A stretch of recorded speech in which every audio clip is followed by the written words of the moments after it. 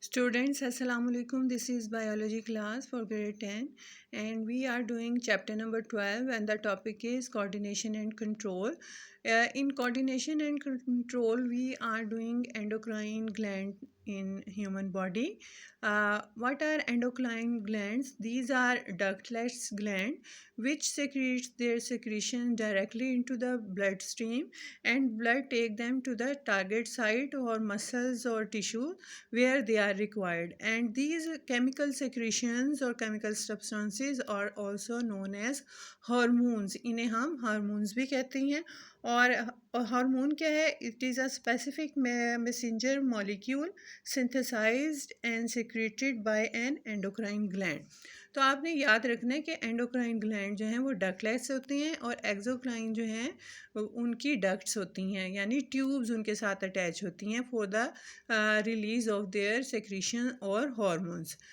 We have done pituitary gland. Today we are going to do the next gland, that is thyroid gland. Here is the diagram of thyroid gland in human body and its location. Thyroid gland is this is the largest endocrine gland in human body. It is present in neck region, as you can see in the diagram. It is present in the neck region below larynx and produce a hormone thyroxine. Thyroid gland से जो hormone produce होता है that is called thyroxine. Iodine is required for the production of this hormone. और इसके लिए किसकी ज़रूरत है? बॉडी में आयोडीन होना चाहिए। If a person lakhs iodine in diet, अगर किसी इंसान की डाइट में आयोडीन की कमी है, डाइट यानी खुराक, thyroid gland can not make it's hormone. In this condition thyroid gland enlarge, बड़े हो जाते हैं।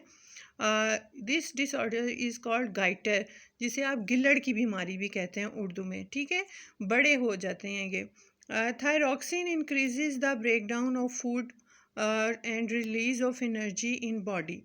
तो ये ऑक्सीडेशन होता है, उससे जो फूड का ब्रेक डाउन होता है और उससे एनर्जी जो है बॉडी को मिलती है।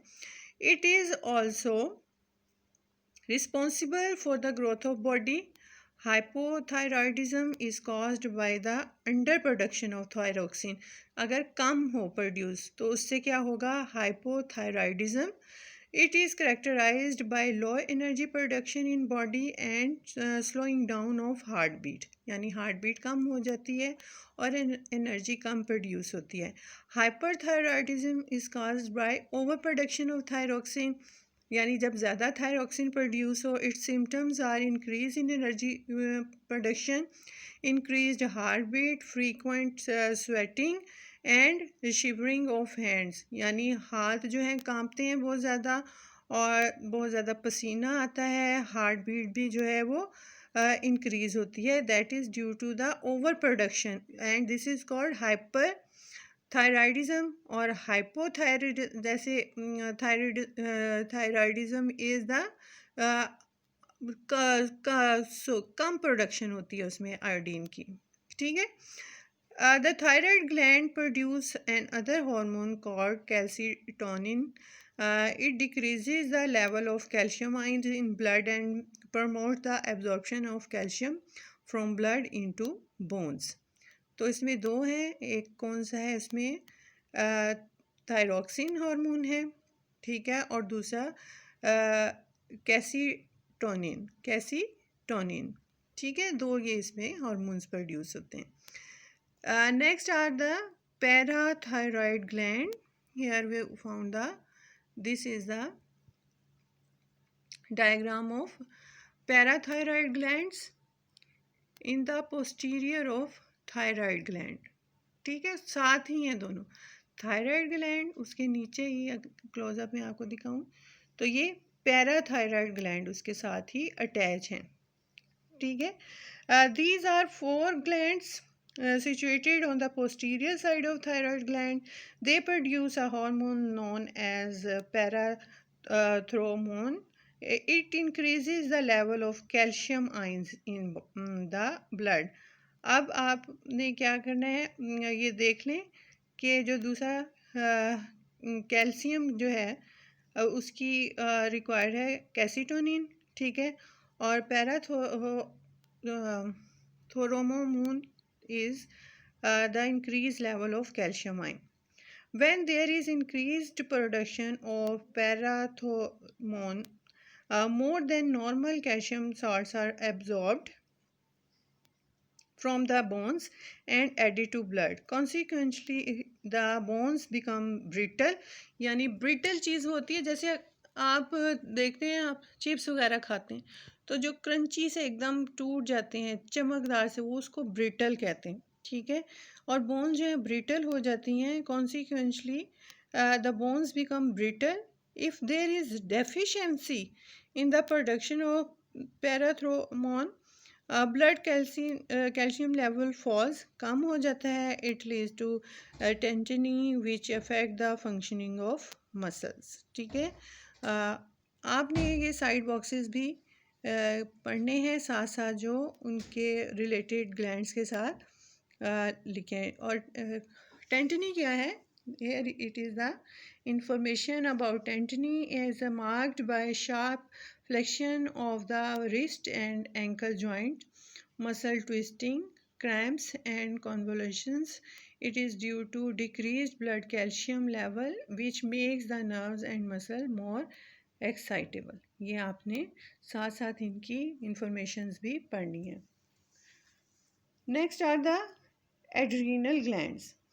एड्रीनल ग्लैंड्स की आपको मैं यहाँ पे डायग्राम दिखा देती हूँ। These are the adrenal gland, ठीक है, और ये पेंक्रियाज के साथ जो है अटैच हैं।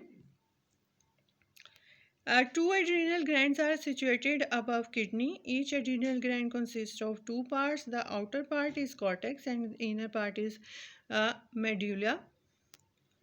Adrenal medulla secretes a hormone called epinephrine and adrenaline in response to stress. जब स्ट्रेस होता है तो ये हार्मोन प्रोड्यूस होते हैं।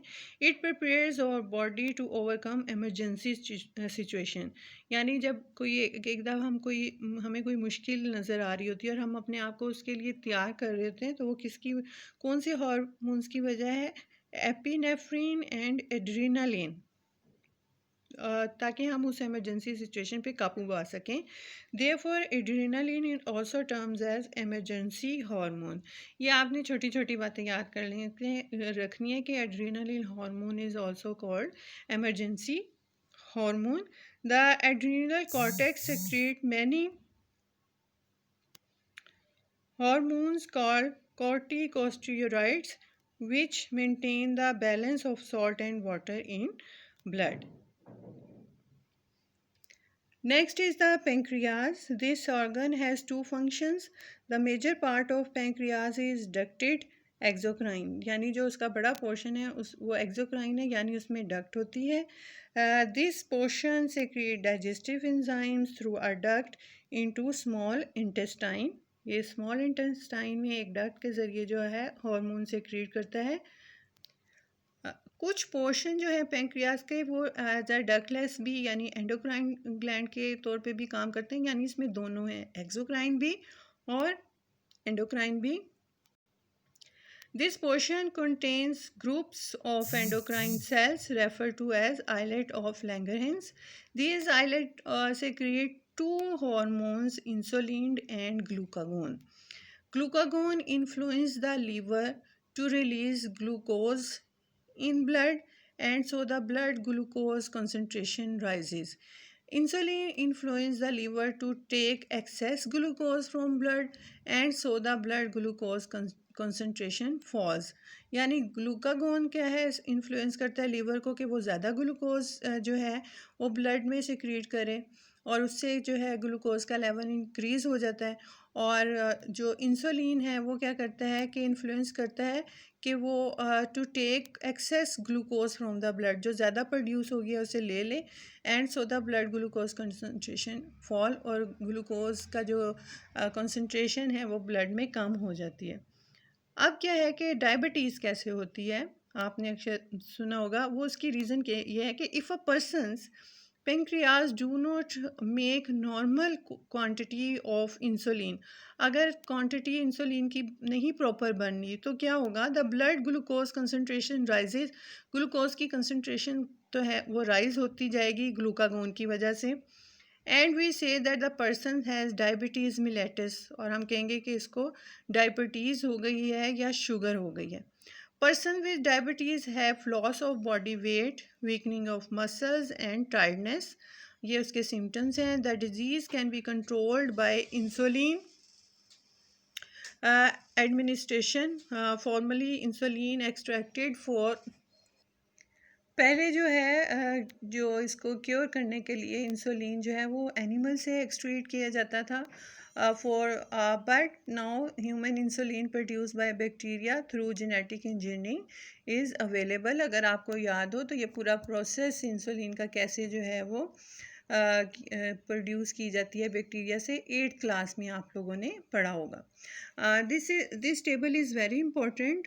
Blood glucose after 8-10 hours fasting, ये आपने नॉर्मल, प्री डायबिटिक, डायबिटिक, ये सब आपको वैल्यूज़ पता होनी चाहिए, ठीक है। ये आपने जितने भी, मैं आपको बार बार कहती हूँ कि जितने भी रिलेटेड हैं ब्लॉग्स हैं उन्हें रीड किया करें।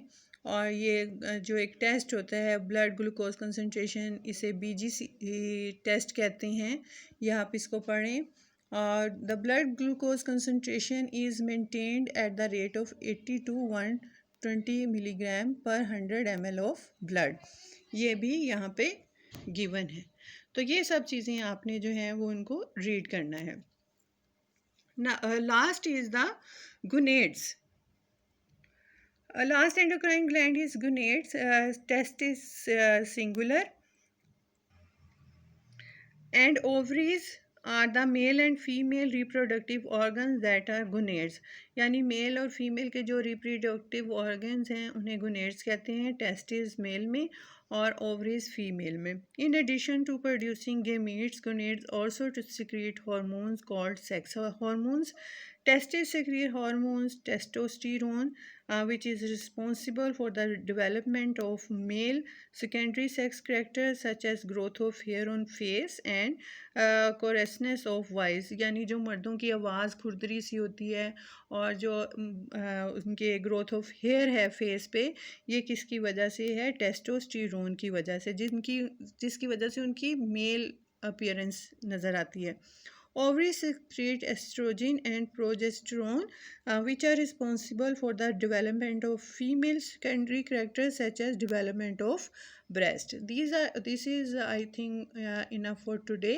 In next chapter we will do the next topic. Allah Hafiz.